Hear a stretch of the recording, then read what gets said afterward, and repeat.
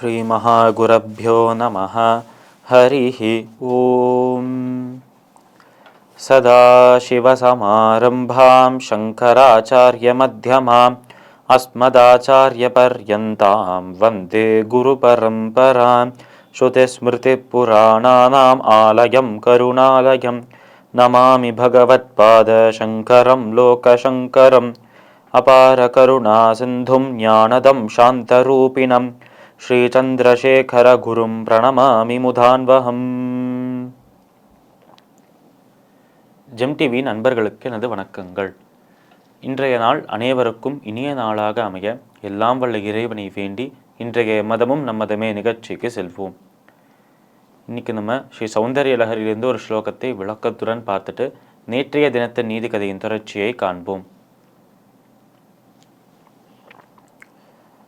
शरज्योत्स्ना शुद्धां शशियुतजटाज्जूटमुकुटां वरत्रासत्राणस्फटिकघटिका पुस्तककरां सकृन्नत्वा कथमिव सतां सन्निदधते मुग्धुक्षोरद्राक्षा मधुरिमधुरीना फणितयः.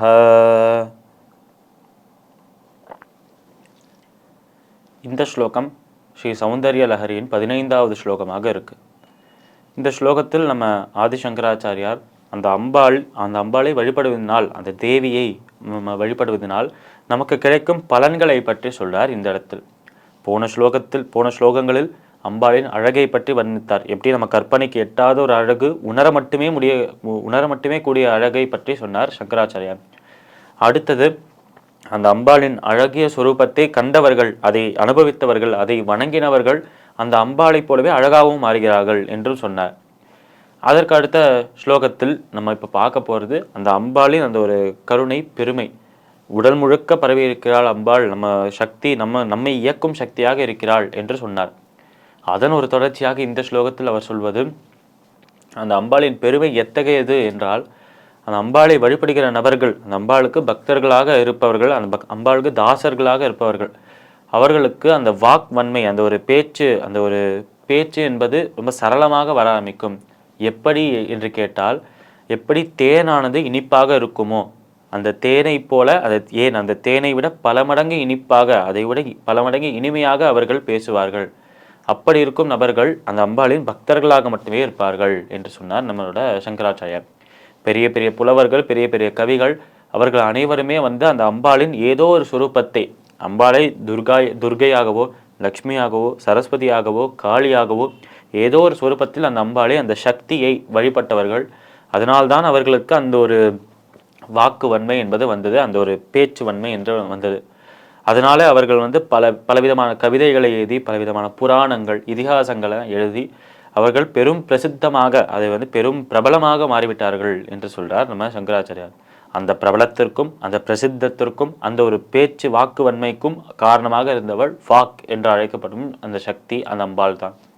அந்த அம்பாள் தன்னுடைய 4 கரங்களை கொண்ட சதுர்ஹஸ்தையாக இருக்கிறாள் அம்பாள்.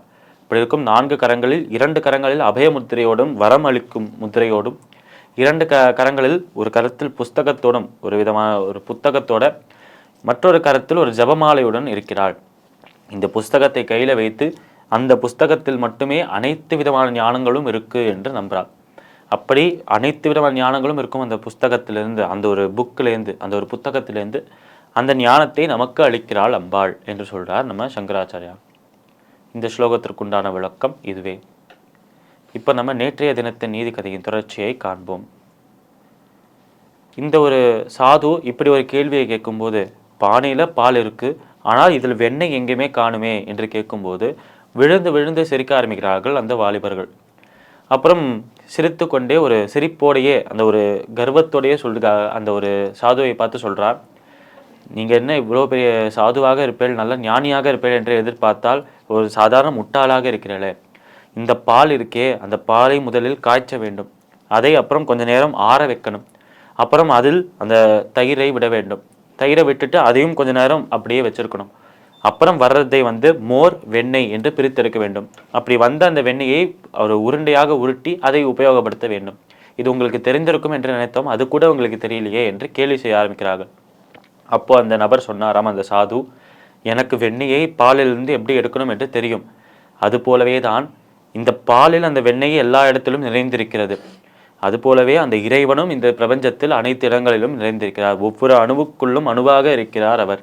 அப்படி இருக்கும் அந்த இறைவனை உணர வேண்டும் என்றால் எப்படி பாலிலிருந்து அந்த வெண்ணெயை எடுக்கிறோமோ அதுபோலவே இந்த பிரபஞ்சத்தில் இருக்கும் இறைவனை உணர வேண்டும் என்றால் நம்ம பக்தியை செலுத்த வேண்டும், நம்பிக்கை வைக்க வேண்டும். நம்பிக்கை இருந்தால் மட்டுமே அந்த இறைவனை காண முடியும். வேறு எந்த வழியாலும் அவரை காண முடியாது என்று சொல்கிறார் அந்த சாது. இந்த ஒரு நீதி கதையிலிருந்து நம்ம 2 நீதிகளை தெரிந்து கொள்ளலாம். ஒன்று, அந்த சாது சொன்ன விஷயம், நம்பிக்கை இருந்தாலே பகவானை அடைய முடியும், பகவானை காண முடியும்.